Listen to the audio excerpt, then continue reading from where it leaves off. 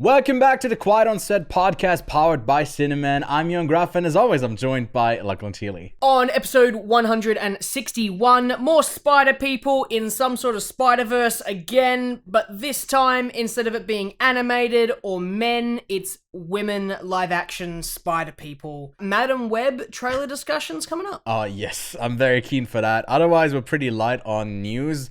I watched some stuff on Netflix, the animated series Scott Pilgrim Took Off, and I got a preview for the reality TV adaptation of Squid Game. The Challenge is what it's called. I also watched the doc and the Taika Waititi adaptation of Next Goal Wins, and both Lachlan and I rewatched in Lachlan's case for the first time, watched the Hunger Games series in preparation for this week's main movie, right? That's right. This week, it's another Hunger Games movie with some sort of societal commentary on society about how humans suck, and it's displayed on the big screen by a multi-million-dollar corporation trying to make more money so that they can make more movies about society and comment on it from their high perspectives, thanks to the riches that they'll make off the backs of the underpaid, overworked actors, VFX artists, and many other talents behind the scenes. That's right.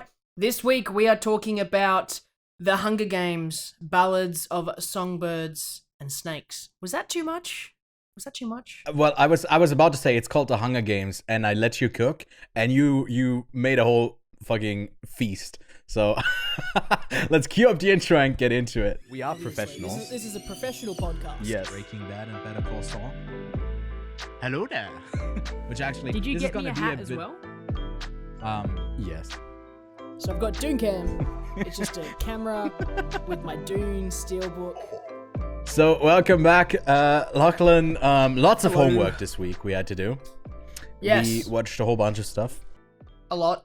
and well, at the top of that list was a trailer for Madam Web, from the not the Spider-Verse. I wouldn't call it Spider-Verse because there's an actual movie, called Spider-Verse across and inside of it and Yes. whatever. But this one stars Dakota Johnson, Sydney Sweeney, who, I don't know if you picked up on that. She wears glasses in this, so she's probably pretty smart, and I couldn't tell if she wasn't wearing the glasses. So that's very nice of the filmmakers to remind me of that she's a woman and that she's smart because she's wearing glasses. But yeah, what did you make of the trailer for Madam Web? Great question. I'm going to watch it for the first time right now. So that was one of the trailers of all time. Yeah, right. They got a Billie Eilish track, voiceover. Notably, you could hear the stitching between clips when they didn't do a transition in the audio well enough. I think that happens more than once in this trailer. It's got abysmal voiceover that doesn't really sound like a voiceover. It just seems like she's like talking into something. Yeah, sorry, I hit my mic, but This has to be one of the worst trailers I've ever seen. It was so bad, and I just like had to bring it to today's show because it was it was a bit baffling. Honestly, the best part about this entire trailer, if you're looking at the Rotten Tomatoes trailer one, is all of the comments. Yeah, This is just an absolutely beautiful collaboration of the internet, and I think they realized that we could have a Morbius situation on our hands here. And they did, yeah. This comment section can see that it pretty much is going to be maybe a Morbius, and this movie might just be successful because of the I guess the willpower of the internet wanting to watch it for the meme of it all. Yeah, maybe. I feel like Morbius still didn't do that well because people, I think, still like pirated or they just talked about it without having seen the film. I think that was still most people. And I think we sometimes attribute like the power of like the meme thing, like that. I don't know, internet people, they don't go out into theaters as much. I just like is my thing. But like a recent phenomenon as well is like that people have started recording the screenings like way more openly. People just like out with cameras and just filming shit. And I think we're definitely going to get that again with this film. I think it's around the same release time as that Aaron Taylor Johnson, what's his name? Not Hunter. Hunter, Craven the Hunter, because that one was pushed back by a year, right, from this year's release. That movie's done.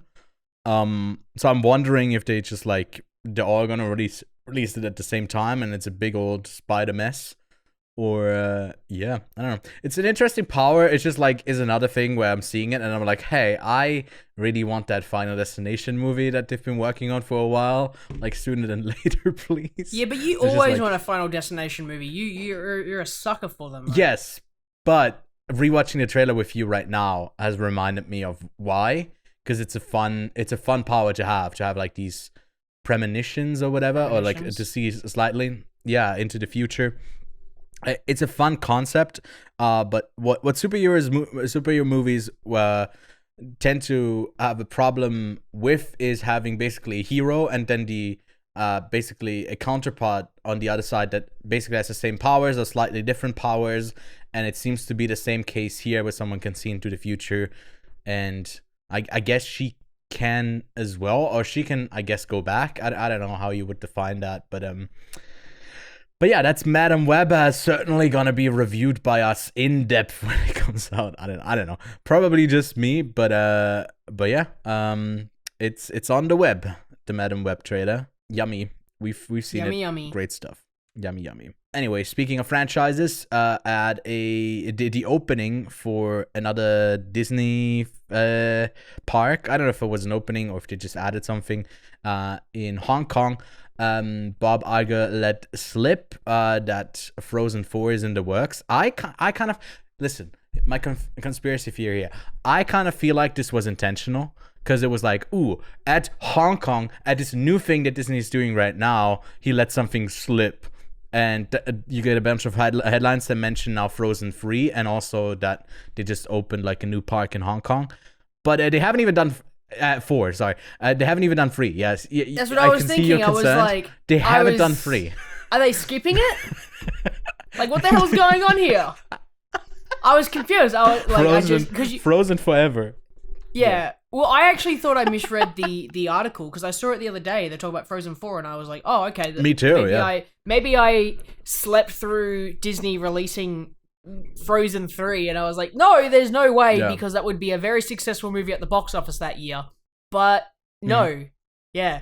That's like, that's like, I don't know, Tim Apple from Apple going, yeah, we're working on the iPhone 20 and they're like, well, you're at the 15 right now. Surely there's like 5 more phones you have to do before that, right?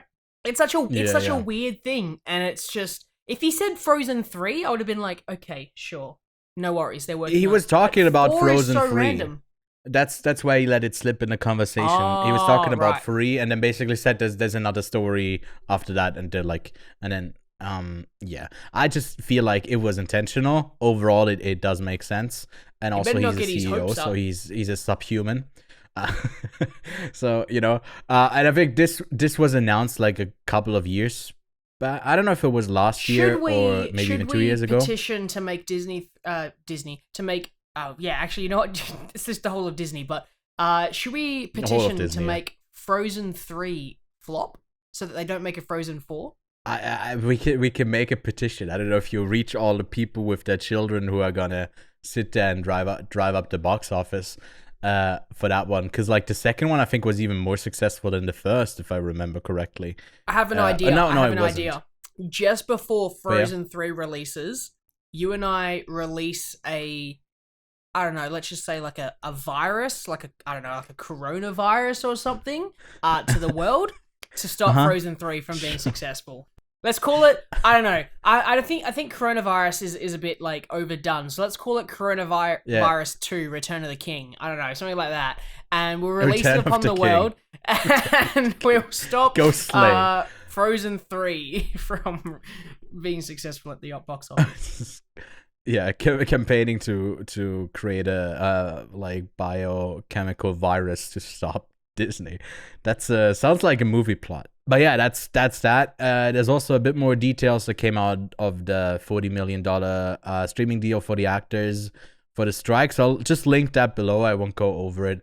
right now. But overall, it looks quite interesting of what they can actually do with the money that they were arguing for. I think it's going to make a real impact on like not for the big names, but also for the people that are just like working in smaller parts, smaller roles on streaming shows and movies. All right, so that's all the news, man. There's after last week, after that was like mainly a news episode. That's nothing. Do you want to? Should we scour the internet for news? Because I feel like we've got nothing. I've been doing that for the last couple of days, and I mean, like, we could maybe make a correction to the Coyote versus Acme thing that we talked about last week, where we basically said like, oh, we don't care. I kind of want to correct that as like, obviously, fuck Warner Brothers for that and David Zaslav. Just like greed, man, and like it ties into like the Scoop thing and the Batgirl thing that they scrapped for tax purposes. Now they're shopping. Basically leaving it open that this movie that they also shelved for tax reasons to basically have it as a write-off, as a loss, right? They're basically opening it up that other studios can bid on it and get it, but they've also shot themselves in the foot with this one. They should have already done this, just regardless if they don't want to release it themselves, because basically they've already kind of put a value to it, as it was like their tax write-off was kind of what they put the value to it, even if the budget was more than that. I think it was like 60 or 80 million or something like that for this movie. And they're not going to get like high bidding for this because they've already kind of undervalued it in the market. But yeah, it's a weird thing. And apparently what I also really didn't know, this movie is completely done as well. It's another one of these like scoop versions. It's not just like early screenings. And it's just a movie that it just completely vanishes and obviously takes away all of the work that people have done. If the movie's good or not really doesn't matter in this, because it's still like, even for the VFX artists, it's one of the movies to put onto their reel, and when that's like how people get hired in the future, and you take that away when you don't release it just for your own greed. Here's two live news articles you got some that news? I found Yes. that I thought maybe we should discuss because they have been blowing up my news feed. So the first one is the alleged casting of Pedro Pascal as I saw that. Reed Richards in the Fantastic Four. Thoughts? I think it's not a bad choice, but my man has been spreading his butt cheeks open. If he was going back to like that like western that he did with who was it, Pedro Modova, or with am Ethan I mixing Hawke? it up? With Ethan Hawke, but I don't know if it was by Pedro. It was with Pedro for sure, but I mean he's in Star Wars with the Mandalorian. Then he's a part of not anymore. Another franchise. The Last next of season Us. he's not going to be coming back. It's just not there. Yeah, he's not there anymore. You think so? No. Are you shitting me? There was or another actually? article. No, there was another article. Hang on, more news. Oh my more god, news. he's got more breaking news. Hang on, I totally Google forgot Pedro. about that casting, by the way. Good on you, because that should have been part of it. Yeah, look at me go. I should be doing the news. Mm-hmm. Oh my god, can we no, can we feel get like free a to more add dedicated news segment where I like it cuts to me as like live anyway. Live feed. Oh my god, if I googled Pedro Pascal, and I should have googled Pedro Pascal Mandalorian, because it's You literally should have just googled Pedro Pascal Zaddy, and then you get a whole bunch of yassified pictures. That's so what I do in my pastime. Oh my gosh, hang on, I'll get it right here. Pedro Pascal. You have a new keyboard, or is it still that one that's fucked? Still this one that's fucked, because you know what? I don't mind. Actually, I gotta go get a replacement. I got a new pair of headphones today. New gaming headphones, wireless. Look at them.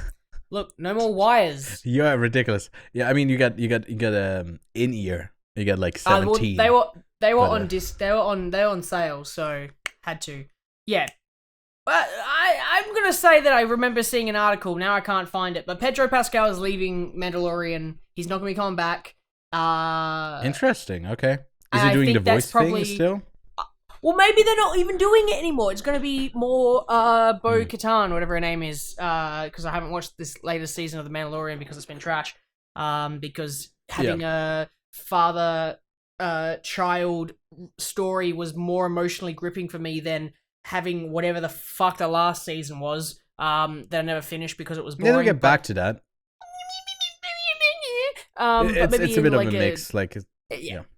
It's probably going to be in like Book of Boba Fett. You know, we'll continue this actual Mandalorian story. But you know what? That's fine. The second news thing is: have you been seeing all the good reviews that Godzilla Monarch has been getting? Yeah. I mean, the first two episodes are out. So excited! I really wanted to watch the first two episodes and another show, which won't come up in what we've been watching. But I will definitely be watching it next week, and we'll report back if we can attest to those good reviews as well. But I'm keen as well. I mean, and Godzilla -1 is coming up. By the way, we did talk about like the other week, why is it called -1 and with the franchising? Apparently it's because basically Godzilla is leveling the city, not to like 0, but to -1. That's like what it's meant to be.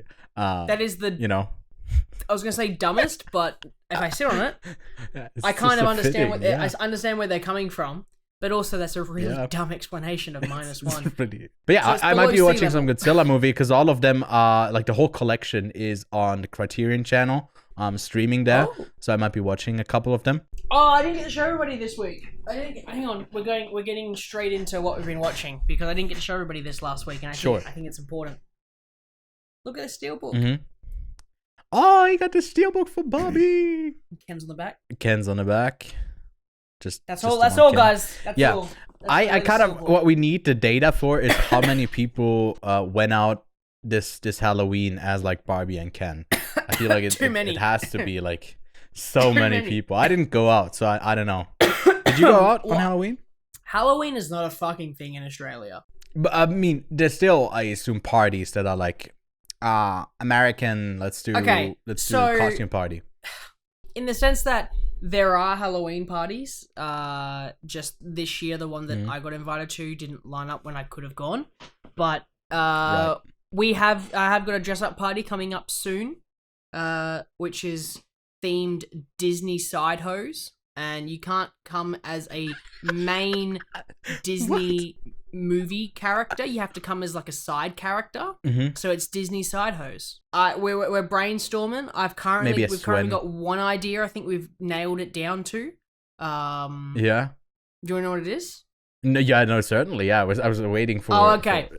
We're thinking we might go as like the hazmat dudes from Monsters Inc. the 2319. So like hazmat, and then we'll have like a sock on the back. That's a Disney side. It's a nice costume. Yeah, it's not like one where people gotta ask like, obviously they ask like, oh, that's with the whole thing, like which character are you? But you're not just like someone throwing on a wig and then like one other thing. But it's pretty distinct what you're going for, and I mean that's great. Thank you. That's all right. That's a big costume, yeah. To get right, the hazmat. Obviously. I'm just gonna go get a Walter White Breaking Bad outfit, and then I'll the Walter White kit. But yeah, I think that's really it for the news. We can move discussion time again because it usually comes up right around this time. To go just before we do our review for Hunger Games because it kind of ties into it. I'd say I suggest that. So we can talk about what we've been up this week and what we've been watching.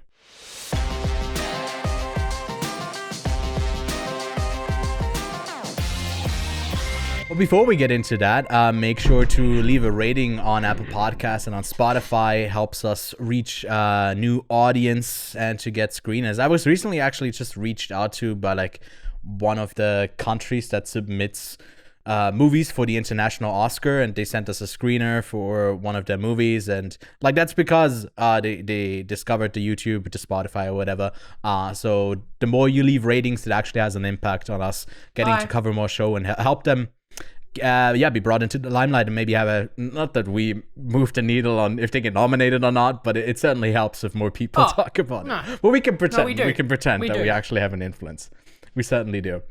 But Lachlan, we did watch a whole bunch of movies this week, over the last 2 weeks actually. You watched more than me. Who cares? We both watched all of the Hunger Games movies, and this was in preparation for you to be caught. It's basically, you went with your girlfriend to see the new one, right? And I assume from there you had to sit through the other ones, not having grown up on the novels or on the movies when they came out. You were thrown into this in 2023 for the first time. I'm just wondering, like, apart from, obviously we'll get to the review of the prequel, the new one, what did you make of this whole franchise overall? Yeah, I don't think you loved it. You certainly didn't leave the highest of ratings for all of them. So Yeah. It's hard because I really like the world, the concept, the idea. I think that it's really fascinating, and I think it's so funny. Just making people fight for their lives. And what? I don't know. It's just a funny sentence to say. I love when children who are 12 fight to the death. Okay. Easy to entertain. What can I say, mate? But what I will say is Jennifer Lawrence. Nothing against her. I think she's a great actress, and I think that she's done some plentiful roles, and this is obviously the role that made her super successful, and that everyone has, right? But you have to often really do some interesting roles later on in your career to really go, no, I'm not this actress anymore, right? And I think that she's done that with things like Mother. She did that most recently with what was that? The No Hard Feelings one. No Hard Feelings. Pretty outgoing in comedy. And she's really separated herself from Katniss Everdeen as the character, because that's kind of what she was always going to be cast as. Even with like movies like Passengers, right? That was a terrible movie, but it was kind of the same-ish character in a way. But long story short, there's a few actors and actresses who are able to do that.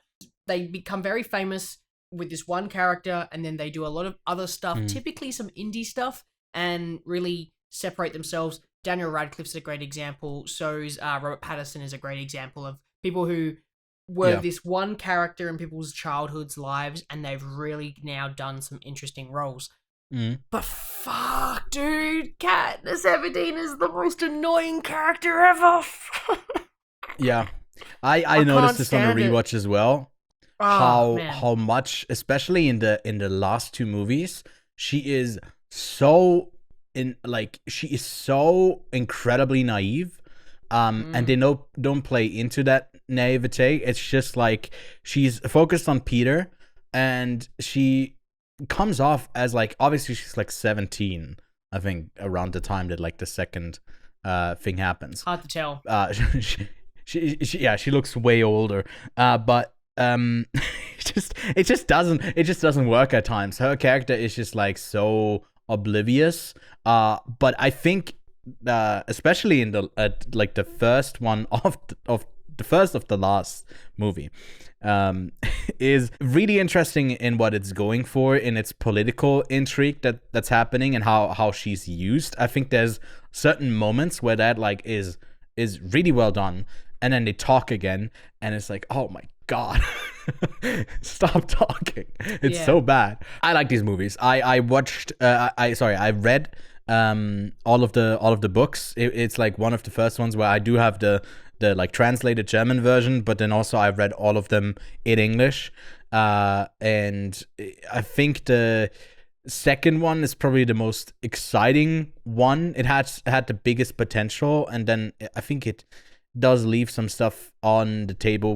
where I didn't really like it. And then even the director says like the third one shouldn't have been split into two movies, and it's also like the weakest book. And then at the end it still feels kind of rushed of what they do. I think like the overall thing of why she ends up going for Julianne Moore's character over Snow, like as a spoiler here, obviously, for these movies, the assassination there, and then they go into like continuing the Hunger Games as like one ceremonial thing that should have been like a bigger focus. And I think it's so it like walks the line of, hey, this is something where we talk about politics in a way, but in a teen dystopia movie, so it's obviously not that deep, but it has to feel like super deep and still wanting to entertain. And that's like the Hunger Games part, which would be the most interesting, but then we stay with one of the least interesting characters. And I think the Hunger Games is still It's similar to Star Wars, actually, in the way that it can't let go of its one district, District 12. I think it didn't need to be in this new one another District 12 girl. I think there's a lot of like other interesting parts of this world that you could explore to keep it fresh.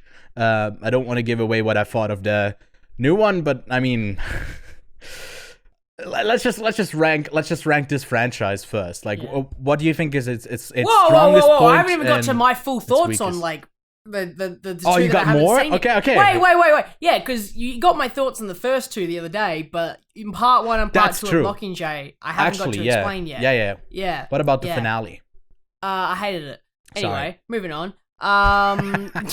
No, look, there was a fucking solid 20 minutes in part two, and it annoys me because there is such a strong cast in these films. Jennifer Lawrence, you have Josh Hutcherson, which he doesn't do a lot, but what he does is fine. You have Woody Harrelson, you've got Philip Seymour Hoffman of all people in these movies, Julianne Moore. There is a massive cast. Jeffrey Wright, Mahershala Ali, Elizabeth Banks is in it. Like, there's a ton of people in this film, and the characters just suck, and that annoys me. And apparently the books, like, there's so much more going on, especially with this new one that's coming out. There's the whole other side to Snow's character. Actually, and if I'm totally honest, my favorite character in these movies is Snow. He's the most interesting character out of all of them, and that goes to Donald Sutherland. He's done an incredible job with bringing this character to life, and that annoys me because I shouldn't be rooting for the villain. Well, I don't know if I'm rooting for him. You can, like, you're looking through this world view for, obviously, like, it's an oppression thing, but this world has an interesting structure to it, and I think they do a well enough job to establish how it works. I think it doesn't really work once if you were to look at the details, and how easily it's like swayed by the public of like someone on TV. But I don't know, maybe that's trying to make another point, like how important these figureheads are, and how like much influence you can have from a single person who's basically rallying people behind them. Like Philip Seymour Hoffman died before the third movie came out, part one. Yeah. And then in the second one, they couldn't really focus on his character, and he's definitely more in the book. For that last one, he certainly plays like a role who's, I think he's another really interesting character. Or he has like even more potential in the book. Even I think the third one is probably also the weakest one, and we'll get to that when we get to our main review. But I did start not reading, but the audiobook for the new one, because I was especially interested in part 3 there of what the differences are. But yeah, we'll get into that in a second. But rating wise, I think I still like I don't know, for me it's hard to differentiate between the first and the second, because both of them don't really work for me in moments, but overall I think that they're decent movies. They have the same rating for me. I'd probably give the second one the edge. So I have that like as my highest, followed by the first one, then the third one, and then the fourth. I think the fourth is probably the weakest. I liked some of the parts in the first part of part 3. It showed some interesting parts. It didn't really go into that. Like, for example, like her shooting down the plane and it hitting the hospital. Obviously, they were hitting the hospital already, but then she hit the plane and it went into the hospital. And then when they use it for propaganda on the district side, they cut it off right before it hits like something down, like it hits the hospital.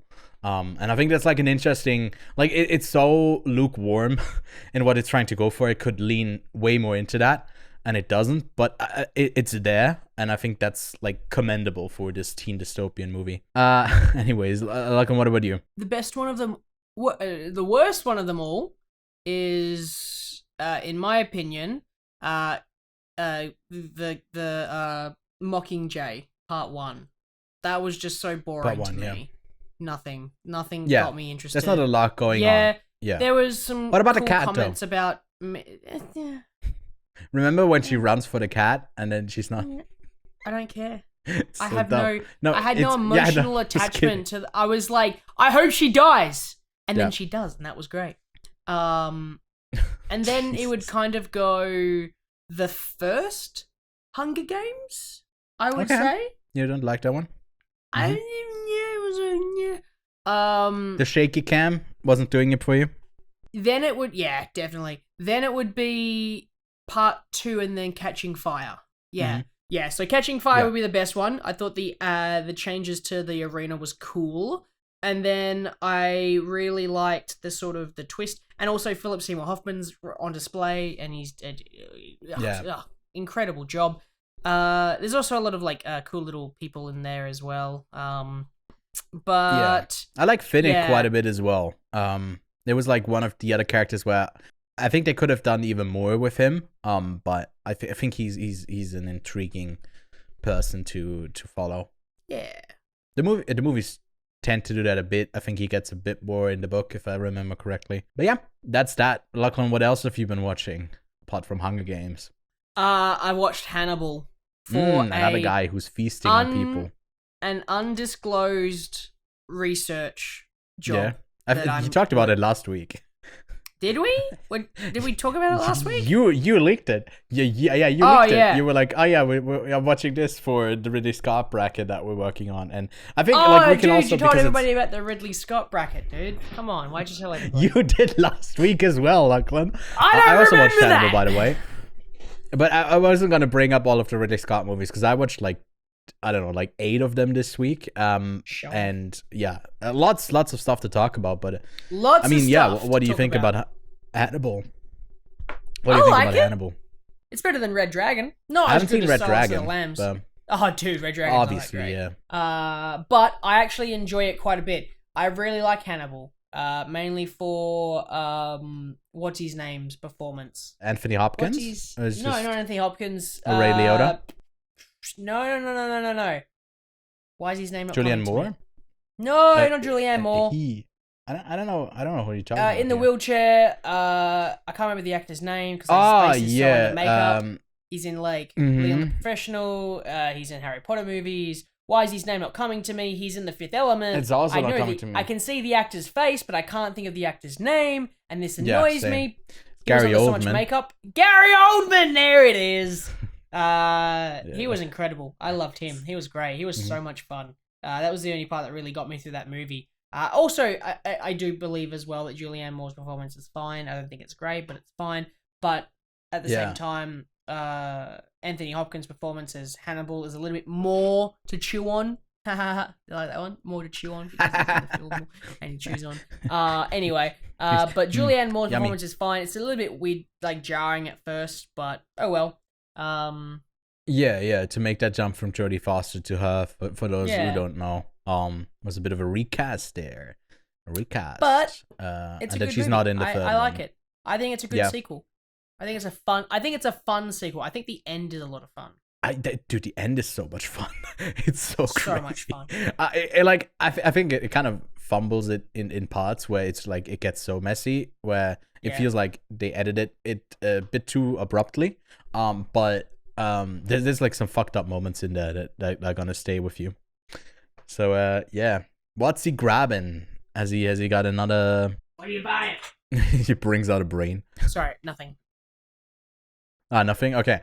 And you watched an Apple TV show?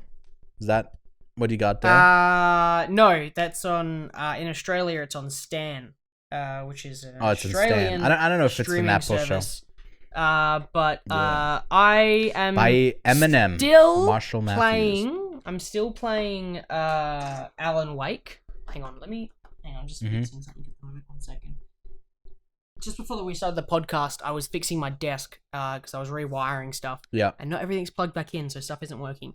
I'm still playing Alan Wake 2. And I might Yeah. be saying it now, game of the year for me. Game of the year. Alan Wake 2. Yeah, Game of and the he's year. played some games, so I play games. Yeah. And Mhm. I'll get into it eventually once I finish it. But I was talking to my mate about it, and I was discussing the Twin Peaks esque-ness of it, and Yeah. he recommended this TV show From, which is about like a community segregated, and that was kind of the lead, like the linking aspect to From, to recommend it to me. And it's not anywhere near what Alan Wake 2 is or what Twin Peaks is. Yeah. It's very much more and I say this as a compliment, like Midnight Mass. Remember Midnight Mass? From Mike Hannigan? Vampire it's stuff. Yeah. So there's vampires. And I'm a sucker for vampires. So while he recommended me something completely not on the topic of conversation, I saw that there was like vampires and shit in it, and I was like, yes, let's go. Now, I've only watched one episode. I've only watched one. I don't know if they're vampires, but they act like vampires, and that intrigues me. So for me, I am going to maybe continue watching this because I like vampires. Vampires are cool. Vampire lore is sick, right? I like the level of different kind of vampires that you can get. What We Do in the Shadows, incredible vampire movie. Super realistic vampire movie as well. So that's what I watched. The buddies. Yeah, I also watched some stuff. Thanks to Netflix for I guess sending us the 2 series early with Scott Pilgrim Takes Off and Squid Game: The Challenge. Scott Pilgrim Takes Off, a adaptation of the, I wouldn't say the movie, but you get all of the people who were in the movie in the cast, and I wouldn't say it's the adaptation of the comic. I started reading that one. I couldn't get through it all the way before this recording, so I probably won't read it, which also doesn't really matter. This might be like a really mild spoiler, but it quickly deviates from the movies and from the comics as well, and makes its entirely new thing. And at first you just kind of gotta adjust to it when you notice, it's going for something completely different.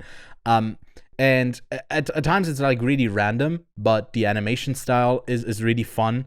It's not as fast paced as the Edgar Wright's movie that you might be used to. I rewatched that one as well just to confirm. And that one's just really, really tight. It doesn't ever go like in depth anywhere. And the series has the possibility to maybe examine some of the characters that we didn't get to see as much of as in some of the exes, and especially Ramona Flowers, which I would say is even a bigger character than Scott Pilgrim in the series, and I found that like really interesting at times. So I can really recommend it. It's not gonna be like one of the best shows of the year, but it's very entertaining, and it's just a whole bunch of fun. So if you got time, Lachlan, I would also recommend that to you. I think that's worth your time as well. And then I don't know, on the height of like all of the Squid Game hype, if you ever ended up watching the series. I completely forget if we talked about this. I watched Squid Game. Yeah. I think we watched it, like, I watched it 2 months later. Yeah, I'm not gonna watch what I think you're about to talk about. The challenge. Right? The No, it's also it's a 10 episode reality TV show. It's actually like pretty well made though. I never watch reality TV. It's not my thing at all. Even like what's popular, like Survivor or that Love Island stuff or Love is Blind. That's the stuff that I see all the time, but got no interest here, no romance in here as well, because it's about the money. And I think it's a well-made thing overall. It completely misses the point of the original creator's intention, but hey, you can do that if you're a big studio and just take the money away and you tats a randos dickhead. But yeah, they showed me the first 5 episodes. I think it's actually quite intriguing. Like most of the stuff already happens in the first 5, so I guess we just like are going down an even smaller group of people. That's how the Squid Game thing works, with a smaller cast in these last couple of episodes. But there were some characters on that show, and they, in typical reality TV fashion, and maybe it was just like the novelty of it, because I never watched that type of stuff where it felt like kind of entertaining to rip people's dreams apart and have them. They had them in like a police thing type of office, and they would like basically talking from the heart about like why they would need the money. And then you're just thinking, man, this is so cruel. This is so incredibly cruel to have like exploit people for entertainment, on the hopes and dreams to maybe get their money for something that they really need. And it's just a bit depressing as well. And it's a bit more like real life and not just like fictional, like in the series. But overall, pretty fun when they get eliminated. So yeah, and they have some changes, some similar games as in the series, and then change it up a bit at times as well. So yeah, that's that for those who like that type of stuff, who like Squid Game. It's a bit of a filler in between the next season, which I assume is going to come out sooner than later. And then yeah, I watched a whole bunch of Ridley Scott movies, just like we talked about before. And I think I'll put like on screen right now if I can make it. Otherwise, like you got to go to the video side over here. The movies that are gonna be in our bracket. Probably at least the top like 14 are gonna be in there for sure. If people want to catch up on it before that episode comes out in about 1 or 2 weeks time, after next week's episode on Napoleon, the new film, which by the way won't be in the bracket, because I don't know if you noticed, man, but there's a ton of Ridley Scott movies. He's made like 25, 26 movies, feature-length movies. So that's that. And then yeah, the constantly delayed, blaked with controversy because it had what the real life Hannibal Lecter in it, who was an actor who was in a bunch of stuff, and then he wasn't anymore. I'm blanking on his name right now, but he was in there, and then he got replaced by I think Will Arnett. I'm talking about Next Goal Wins and Taika Waititi's adaptation of this story about the American Somalia football team who went on to like lose a record high game in 2001 against Australia. I don't know, Lachlan, if you were born, but maybe you were held up as your team scored again and again, 31-0 against American Somalia, and it's kind of plagued that team that went on a losing streak for over 30 games. And this basically is the story about the next goal wins. So for them to just score one goal, and that's kind of their goal to do that. And Taika Waititi does an adaptation of this story that was captured in a documentary from 2014. That one I've also watched. That one's pretty good. His new movie is trash. It's bad. I think it's really bad. And Taika Waititi has just been on a losing streak of inserting himself unnecessarily into his movies, writing bland characters, and yeah, just doing the story wrong, basically making fun of everyone. And I think what the story really did in the documentary is look at these people as humans and not as the headline of, oh, look at this team who will always lose, but like the struggles as to why that is, maybe. And there's like, it doesn't go into that like that deep, but the movie completely gets rid of it, and all of them are like a bunch of bubbly idiots. And it feels a bit disrespectful in my opinion. I don't know how much they were involved in getting a say into how the story is told. I assume not a lot, because Taika Waititi is that type of like director who would say nah, fuck off, I have my own vision. But yeah, it resulted in something pretty shitty, and I can't recommend it. Like, I think you can safely skip on Next Goal Wins. I'll do that. But yeah, that's that. There's a couple of movies that are out in some theaters, at least in the States, or are upcoming on streaming this week, and we caught them early in the year. All of them, well, 3 of them in Cannes and 1 of them in Venice. So Lachlan, actually, you saw some of them as well.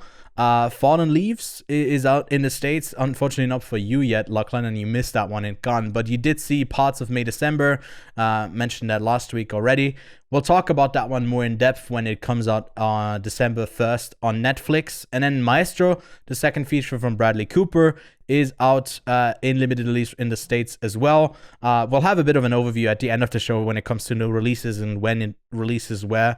But then also Monster is getting a limited release. And Lachlan, I think you second me on that one's really worth seeing. Yep. All All right, cool. Oh yeah, then I forgot because we initially were gonna talk about this a bit more. Saltburn, new movie from Emerald Fennell. I don't know if I maybe even brought it up before, and then I said we're gonna talk about it more in depth. But that one just left me a bit baffled as to some of the decisions that it made. It's basically about Barry Keoghan, who's Oliver Quick, who gets drawn into the rich family of Jacob Elordi's character, who's playing a Brit in this film. It's got some familiar faces for Emerald Fennell with Carey Mulligan, for example, in a smaller role there. And then it basically is like a full-on satire on the ridiculousness of the rich, and it fully leans into like really weird scenes that are gonna pop up over the next couple of weeks on the internet once it does hit like a digital release as well. A whole bunch of licking and weird sex stuff that happens in this film, and I think it just never really gets anywhere interesting. It has big moments, but it doesn't really have an overarching story to tell. And I think that was one of the critiques that some people had towards Promising Young Woman a couple of years back, that it did really arrived at a big moment and it felt a bit unearned, maybe a bit rushed, maybe a bit over the top. And basically this whole movie is like that times 10, and I didn't really like it that much. But that's all the stuff that I've been watching, that Lachlan's been watching, that we've been watching. Let's get to that main review of the day. The Hunger Games, The Ballad of Songbirds and Snakes. What a long title, man, for a movie. But I guess you gotta get the Hunger Games in there. Yes, 157 minutes to be exact. Makes you question if maybe what they wanted to tell would lend itself more to a mini-series, or if you just like shorten it down and get to the good parts. Or maybe 2 parts. Yeah, well, Francis Lawrence is not doing another 2-parter, that's what he said. But he directed the last 4 movies. That's, although 3 in the Hunger Games franchise, in like up to the 74th 74th Hunger Games, and then it goes up to the 75th, and then they disbanded, right? They like poof, blown up. And this one is the 10th in the series, takes place 64 years before. So far, I think when I initially checked this, the Letterboxd rating was lower, or maybe I forgot to put something in there, but now it's sitting at a 3.8, which that's just crazy to me. IMDb is 7.2 and Metacritic a 53. It had a budget of roughly $100 million. That's, by the way, more than the first one and lower than the second, the third, and the fourth. So they're kind of in between, which good on you, Lionsgate. I think they're doing the right thing here. Don't overspend on this. But, I mean, Jennifer Lawrence alone cost them about $15 million for the last 2 each for each of the movies, so that's gonna inflate your budget. But it's estimating to make about $100 million worldwide in its opening box office. We are recording this before the weekend is over, so we can report the box office numbers for sure. But it seems to be a success, especially if a movie makes about the budget that it cost to make in the first weekend. It is very likely to break even and be a success for the studio. So overall, a success for Lionsgate. And Lachlan, with that, let's get into it. Could you read us the logline for the film? 64 years before he becomes the tyrannical president of Panem, Coriolanus Snow sees a chance for a change in fortune when he mentors Lucy Gray Bard, the female tribute from District 12. His name is just kind of funny, and all of the names are kind of funny in these stories, like Peter, and you're right, and it's spelled P-E-T-A-A, I think, or something like that. That's just P-E-T-A. P-T-A. Peter. Peter. They're not going to protect any animals in this because they're all CGI, so no need for Peter to step in. But this review is gonna be full on spoiler filled, so I assume if you clicked on this and you cared and you've seen the film, it seems to be doing quite well at the box office, so I assume there's gonna be some people around who are interested in maybe just what people think, maybe not directly what we think. But Lachlan, we are gonna tell them right now. Mainly what what do you we think about this People prequel? tune in to hear what you think, Ewan. That is okay. I don't think that is the case. I think it's very much a mix between the two of us. That's what makes us charming. But let's not analyze this any further. Who? So, spoiler thoughts, right? Who is the story about? Because I couldn't tell for the most part of it. Great question. Who is this movie about? Who is this movie for? That is I think I completely missed the release of the novel. This new novel. It came out, I think, right around the time that we got the drop from the sponsored drop of the coronavirus. That's why maybe I didn't hear about it as much, but I don't know if I would have read it. By the way, didn't get to through the audiobook. I tried to do that so I could kind of draw comparisons to what they changed here. I did like put together a couple of lists that basically go over the changes from the novel, but neither of us has read the novel, so I don't know how true it stays to adapting it. Early in, I watched listened to about like 2 hours of the audiobook. It feels like pretty faithful so far, but I assume later on is when they made some changes. But I think what we like the most about the other Hunger Games movies is the potential of the world building and the world that was established. Was that the case for you in this one as well, or did it kind of not meet expectations here for this world? Well, not really. It expands a little bit of like the capital as well, but it still doesn't expand anything that's super interesting. That's the issue I have with it. There wasn't anything interesting that they added other than kids go to university. And I was like, okay. The only interesting character in this film for me was Viola Davis's character and Peter Dinklage's character. They were the only two ones that I was engaged with because Viola Davis just looked like she was having the fucking time of her life with this character. Like she was just just crazy, to get to be evil in a way, and just, right? And Peter I agree. Dinklage's character was the only character who was you knew was hiding something to himself, and you wanted to know what that was. Where you don't have that with Coriolanus Snow's character. You don't have that with him, right? He apparently in the books there's an internal monologue for him, and there's more depth to his character because he's presenting something, but in his head he's saying something else, and that's not presented on screen, which kind of sucks.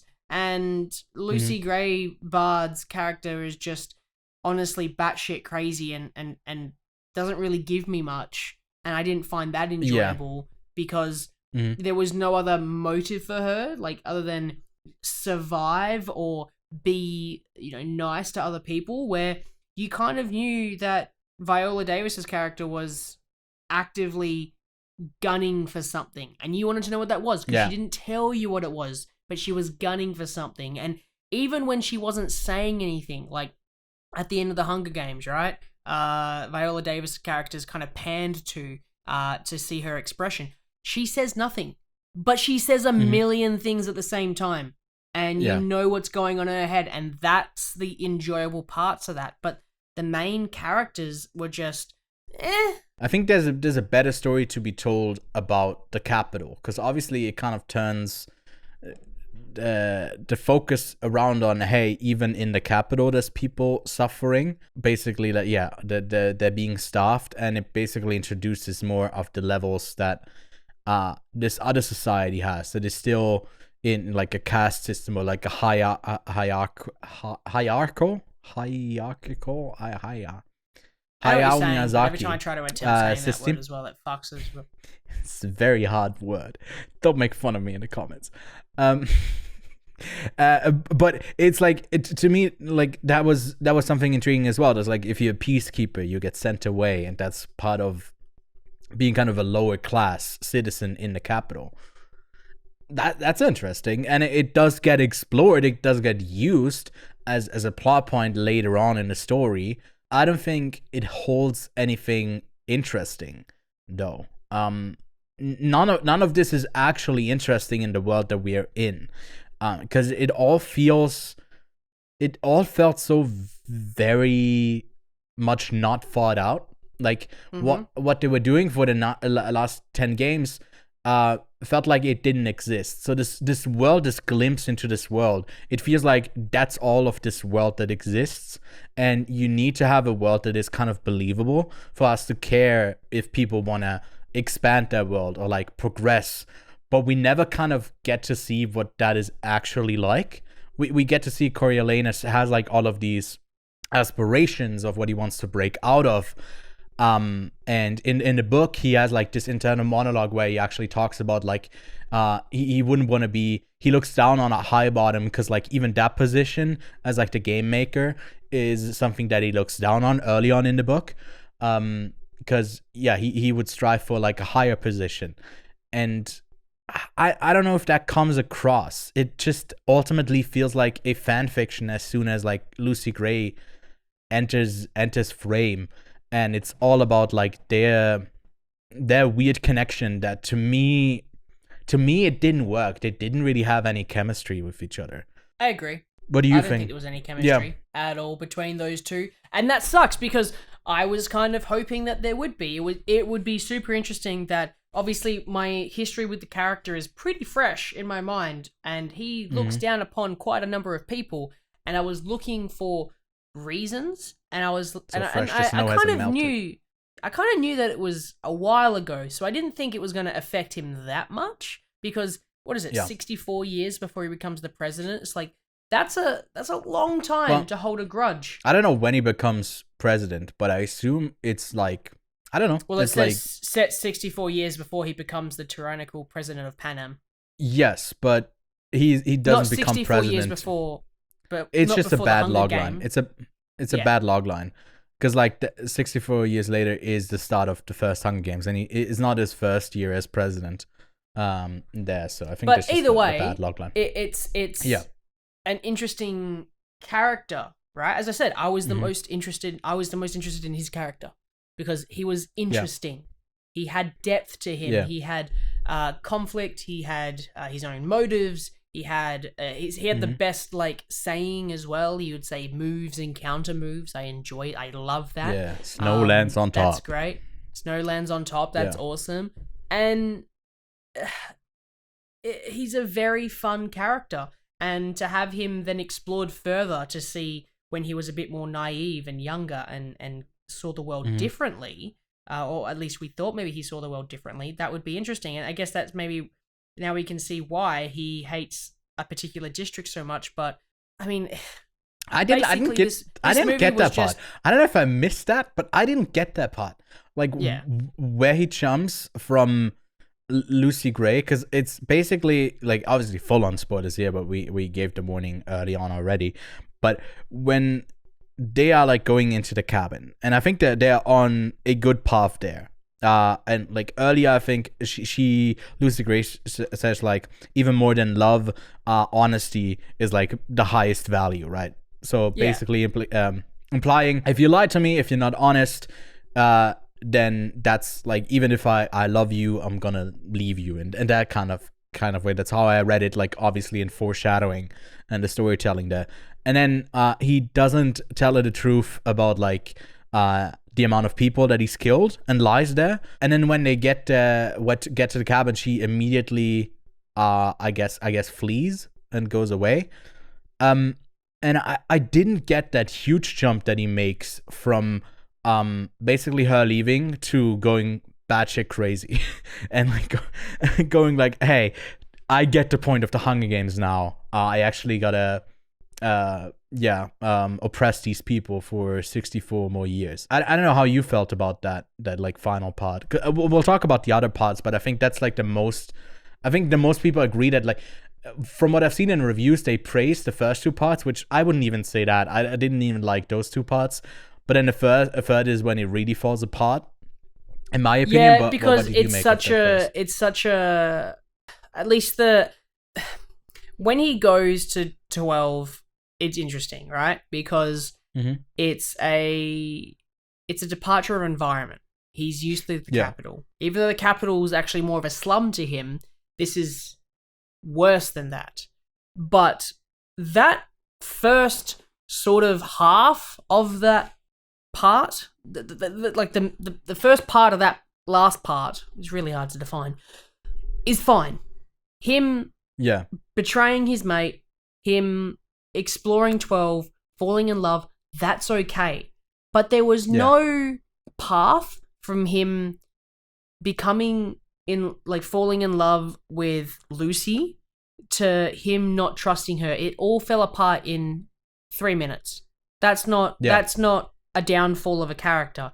It should be he wants to know whether she's alive or not. He finds out she's alive. There's this beautiful romance, and then in between that romance, there's just these little things that start to make it fall apart until you get to that part where, you know, she doesn't trust him, he doesn't trust her, but they still love each other. Let's run away. And then they run away, and then that scene would have been more impactful. But it all falls apart from the moment they run away. And that then leads to a scene where you can definitely see they fall apart, and then that's it. And then it's basically 2 more scenes before the end of the film, and that's just not enough. It should have been that last 30 minutes of a downfall for the romance, and I would have loved for him to only have killed, there's killed 2 people, right? Like, I've only killed 2 people, and then she goes, oh, who? Yeah, and it said 3, right? He says 3. Yeah, but I couldn't figure out who the third one is. But instead, you know, he says 3, right? And I would have loved that he say 3, and that third person, he bullshits it, and then that third person ends up being her. Like, it would have been more impactful if he killed... Like, how crazy is it? And this is my favorite 20 minutes of Mockingjay Part 2, when you get to the gates of, like, the president's house. Capital, yeah. And he bombs kids. Yeah. That's and wild, right? And it's also not sure and not confirmed if he does it or if the district does it. Yeah. That's like never... It's even in the books, I think it's never confirmed. It's just based on that other character's, the love interest, the Hemsworth brother, Gale. That's his tactic that he, like, describes early in the book. Obviously, it's just like... The ploy there... It's ambiguous. There's depth to it. Like, what are the lengths that someone would go to make Snow seem like the even more obvious villain to attack his own, like, capital children, or is that the districts? That to me is like probably one of the best moments of that movie. But the that whole story. Scene is super because it really impactful. shows. Yeah. This movie doesn't have any of that. Doesn't have that, but what if it did? What if it had him at the end just strangling her? Yeah. Well, he doesn't kill. I also was so confused by the ending because he shoots someone. I assume it's her, and then I don't think we get a checkup on her again, but I assume she's dead. Again, I've seen this like 2 weeks ago.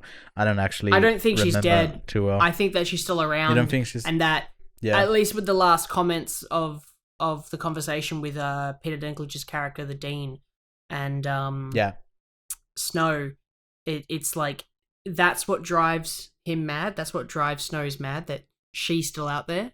He will never be able. She's the last link in him losing his whole life because she knows everything, and that's what drives him mad.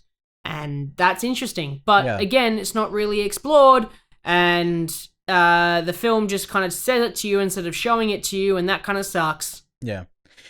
I mean, in the other movies, I think in the second or the third one, I think it's even in the second one, where they stop bringing up that he always has to, like, drink some substance, because what he does is poison people, and then also sometimes drink his own poison, right, to make it seem like safe, because people don't trust him, and then he quickly drinks an antidote and they die. He obviously does that. I think the best scene in the movie could have been, also kind of is, that scene between High Bottom, Peter Dinklage, and him at the end, solely because Peter Dinklage is in that scene and he gives it a lot of depth, that, like, all of the regret that he has and the hatred that he has towards Snow is because he didn't want these games to actually take place, and now he's kind of stuck doing them. And I think that's a really interesting character moment, but it's played just for a twist. And I would have loved to have seen more of that. Like, that character is so intriguing, and he's obviously played as more of like an antagonist to the antagonist, you know, of the overall story. Like a bunch of potential that the story had. And I think we haven't even talked about like the first and second part of the movie. What did you think about like first like all of the reaping things and Academy, and then the Hunger Games, the 10th annual Hunger Games? They're not as showy. That's the thing. I think the Hunger Game aspect wasn't as showy as what it was, and this was exploring them trying to figure out how to get more people to watch the Hunger Games, and that was it. You had to make it more showy, and that was exciting, right? So I found the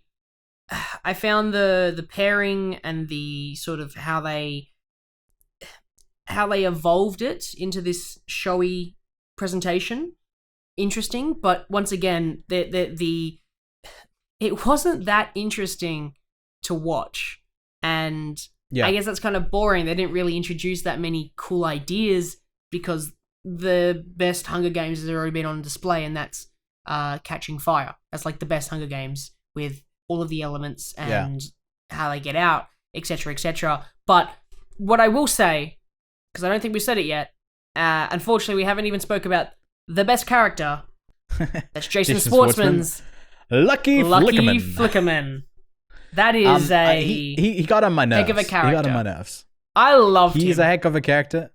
I assumed that you were gonna love him. I think he is great, but he seems to be in a different type of movie. He's obviously not part of this fanfic. But I love how he sometimes like calls it out a bit when a character seem to be like just gazing at something, and he's so over the top to insert himself like in the middle of everything that's happening. That kind of self-obsession and like all of that is kind of fun to see. But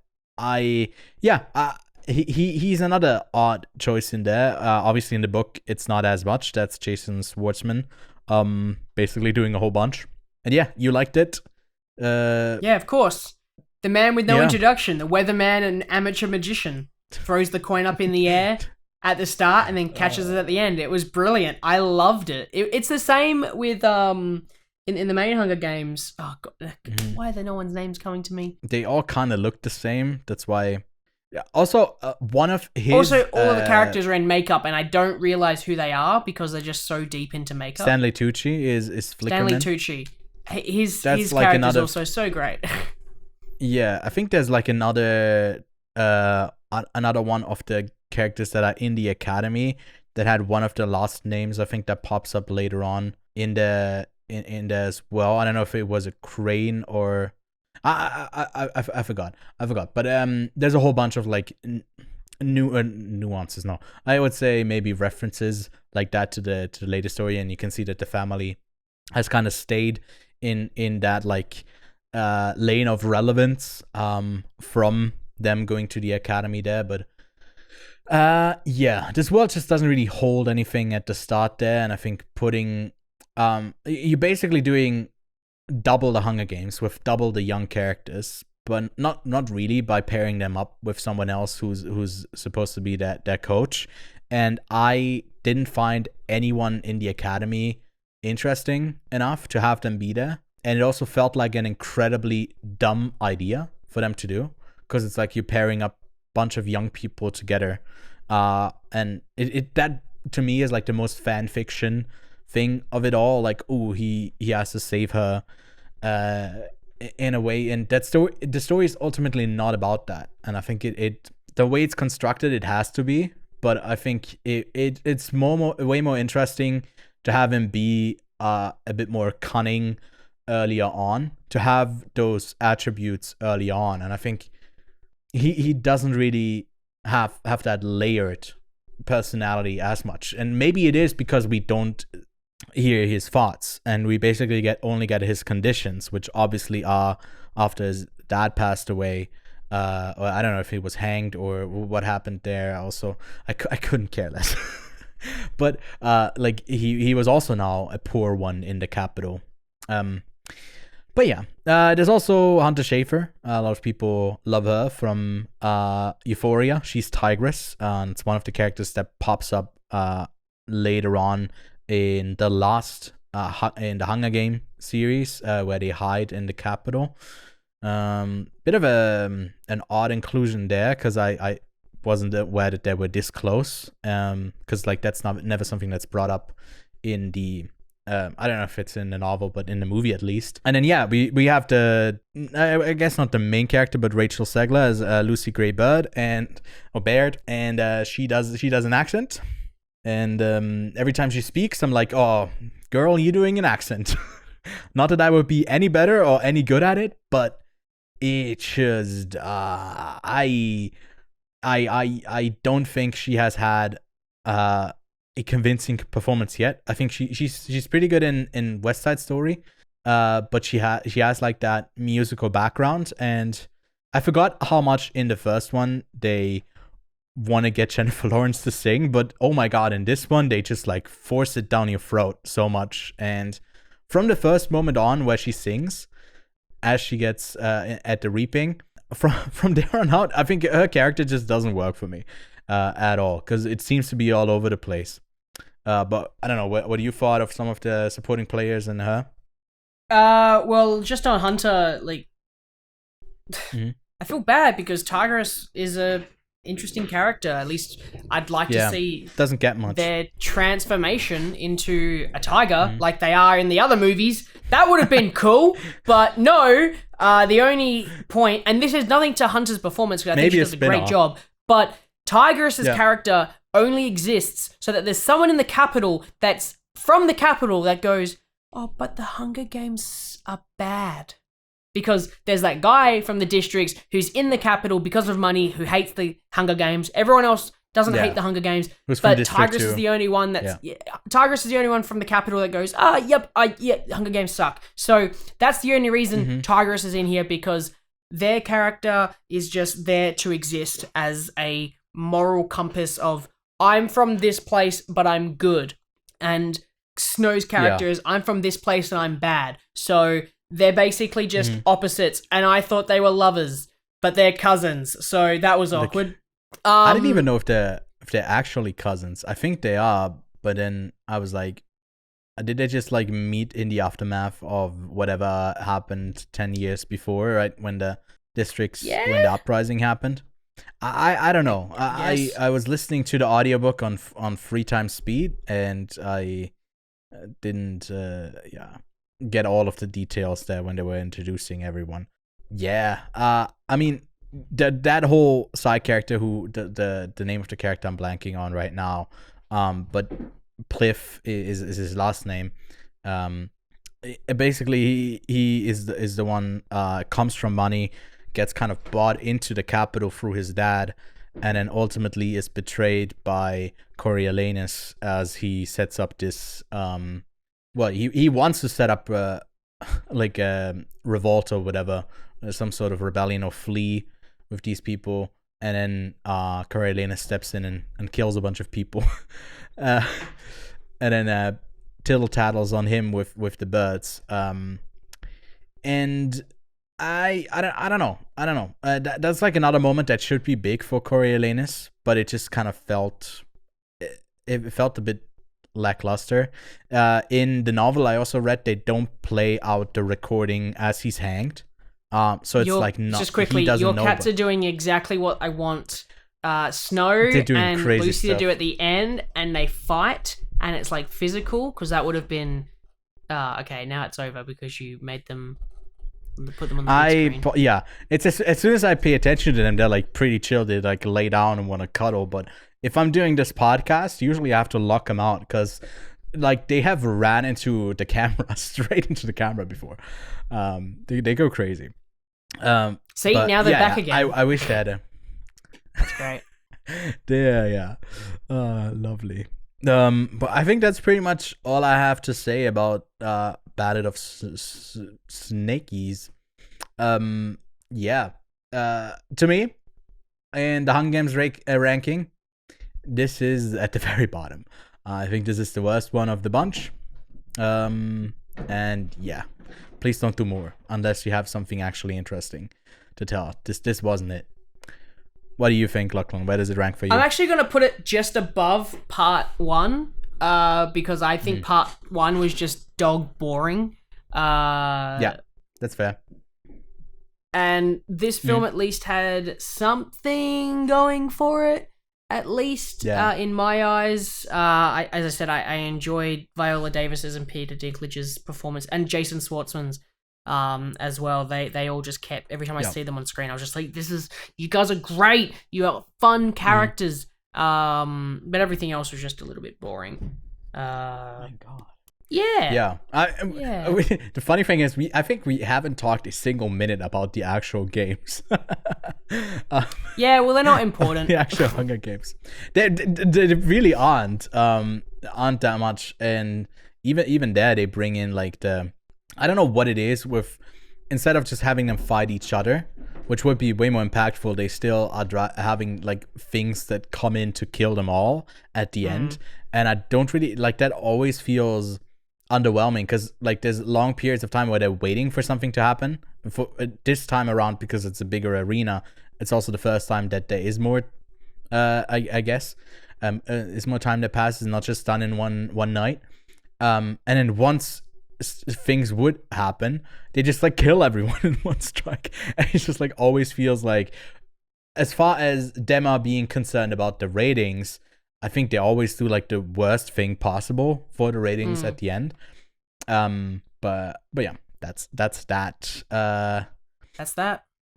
Yeah, it also ends a bit differently in the movies and the series. It doesn't take us long for her to be declared the winner, and I think the snakes don't kill all of the. I haven't gotten to that part, but apparently, the guy from District 11 is the one who is the last standing, and I think he dies earlier. But who cares? I'm at a 2 out of 5 for this one.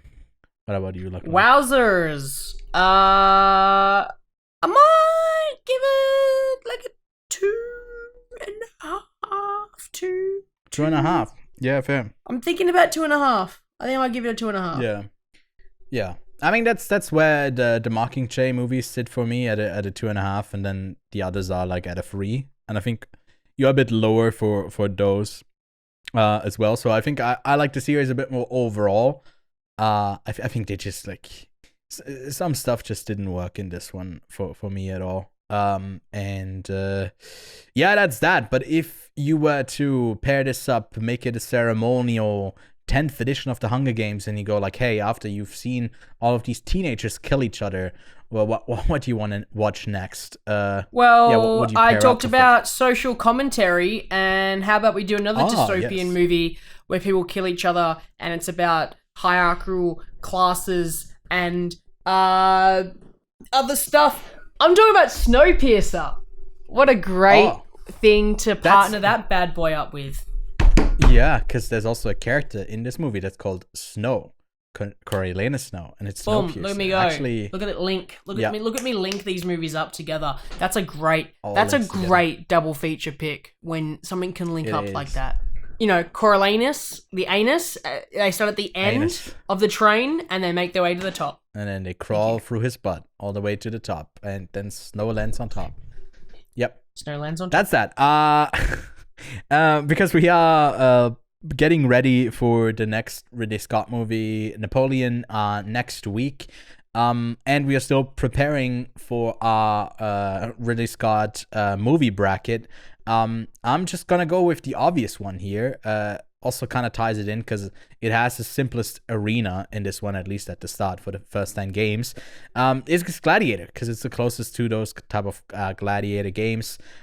So that's on the watch list for you this week if you want to rewatch it. I'll definitely will. It's like one of the Ridley Scott films that I haven't seen for a while. I think like in 4 or 5 years at least. So I'm gonna give that a rewatch. And then there's a whole bunch of stuff that's releasing. This is gonna be a bit of an overview of what you should be looking out for, what's worth catching, and maybe also some stuff that's not worth catching, but it's also releasing and kind of relevant. But on November 21st, we are getting Adam Sandler as a I was about to say a Charmander, but it's chameleon, I think, or like some kind of, I don't know, some kind of creature, lizard creature in Leo.